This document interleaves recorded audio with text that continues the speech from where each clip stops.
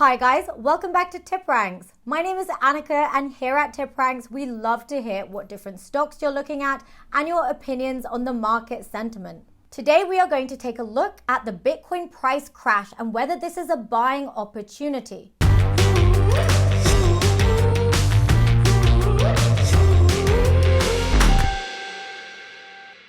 It's been a whirlwind in the stock market and the crypto market. High inflation has caused tech sell-offs across the board in the stock market, but also Bitcoin has seen major price crashes. Bitcoin was known as a risk-off asset, a safe haven asset, a store of value. But even Bitcoin hasn't been able to withstand the macroeconomic pressures we have today.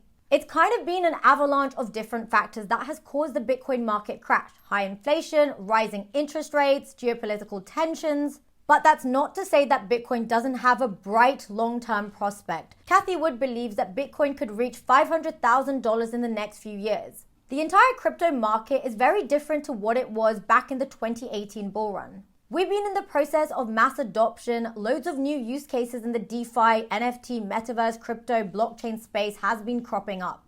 But nevertheless, market sentiment is not great. But I always like to say, if you love Bitcoin at $60,000, what makes you stop loving it at $31,000? In fact, this is the time you can get Bitcoin at major discount. You see, by nature, Bitcoin is supposed to be deflationary. It's because it has a finite supply. Loads of money have been flocking their money into Bitcoin like they do with gold. Usually this is done as a hedge against your portfolio during times of market volatility. But what has happened and why are people still selling? Well, as I mentioned, consumer inflation has been rising and it's been rising at the fastest pace in nearly 40 years. And as a result, the crypto market has crashed and Bitcoin has fallen over 55% in the past 6 months. The current price of Bitcoin is $31,440.24. It was just at $32,000 just earlier today. Now, the bull run started right after the pandemic hit. So from around July 2020, we saw prices rise. We saw an all-time high in April of 2021, but what ended up happening was Elon Musk's tweet. He tweeted that Tesla was going to stop Bitcoin payments. This was mainly because of the environmental concerns. Now, Elon Musk is a very influential person in the crypto market. When he says something, the market tends to react. But there is not all doom and gloom. Tesla, Block, and Blockstream are teaming up to mine Bitcoin off solar power in Texas. This was announced in the beginning of April.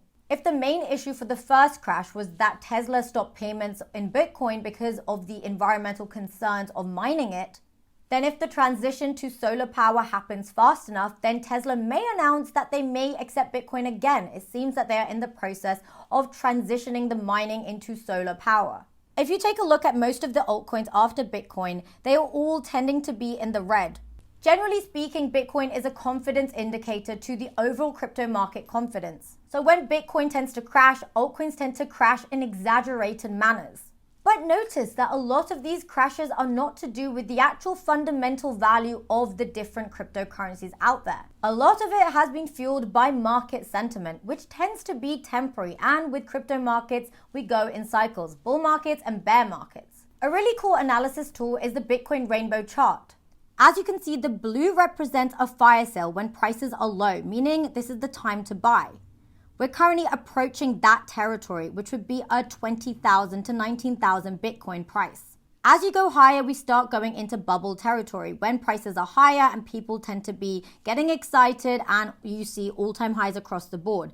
And then right when we get to the top, when we reach all-time highs, we start getting into bubble territory. So the trick in the crypto markets is to buy low and sell high. Predicting that can be tricky, but the way I like to ask myself is, are the prices a lot higher than normal? Are we seeing overconfidence in the market? That is the time we are supposed to sell at all-time price or at least take profit so that you get your initial investment back. But when the prices approach bearish sentiment and we get really low prices, people tend to be scared, but actually this is a great opportunity to get in at discounted prices that we may never see again. But this bull run seems to be very different to the last bull run because of institutional investors pouring in money and buying Bitcoin and storing it as part of their reserve. And this is exactly what Cathie Wood said. She said that big money investors could add $500,000 to Bitcoin's price. Eventually, when market conditions start improving, inflation gets better, and interest rates go back down, when we start getting favorable conditions in the market, we'll see rallies in the stock market and in the crypto markets.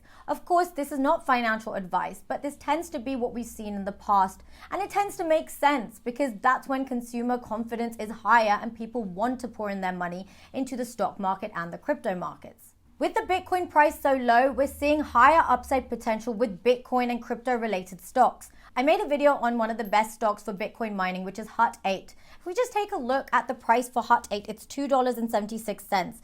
Analysts are all saying it's a strong buy, with all 5 ratings being a buy. The analyst price target is $12.25, which is a 343.71% upside based on 5 Wall Street analysts offering 12-month price targets. When we see the Bitcoin price low, we tend to see opportunities not just in Bitcoin, but across the board in any Bitcoin fundamentally sound crypto-related stocks as well. Hut 8 is one of them.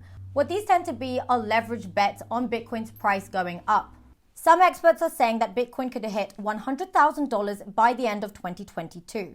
Of course, this depends on if the market conditions are favorable and if we see improvements in the inflation, the geopolitical tensions, the stopping of commodity prices that are currently rising, and hopefully lower interest rates in the future.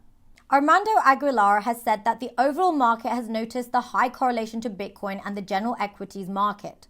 The S&P 500 and Nasdaq have had the largest correlations to Bitcoin, with 0.88% and 0.91% respectively. A correlation of 1 means that they move equally one to the other.